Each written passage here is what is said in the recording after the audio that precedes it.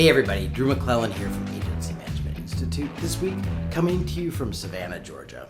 You know, one of the most important metrics in the agency world, in the agency math world, that is different than most other businesses, is that we live by adjusted gross income.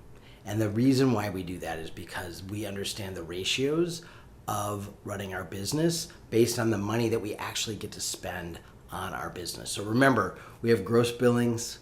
You subtract out all your cost of goods, your hard costs, media, printing, contractors, software that you subscribe to specifically to serve a client. All of that gets subtracted out, and what's left is adjusted gross income. And when we look at our adjusted gross income, we know that we're going to divide that into three buckets. 55% of our adjusted gross income should be spent on loaded salaries and benefits. 25% of that AGI should be spent on overhead, and 20% should be left over for profit.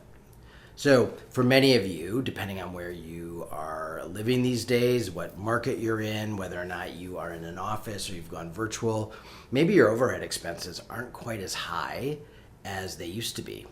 So the good news is, at the same time that may be true, everybody is paying a little more for their team today, right?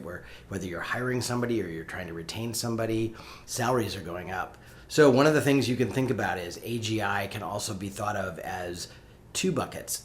80% needs to cover salary and benefits and your overhead, because your whole goal is to leave 20% for profit.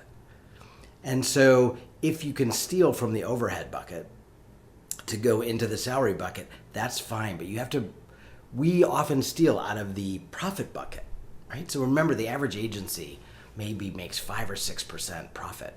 That is not a healthy profit for us. We can easily get into double digits, and you absolutely can get to 20% profit every single year if you run your agency by the numbers.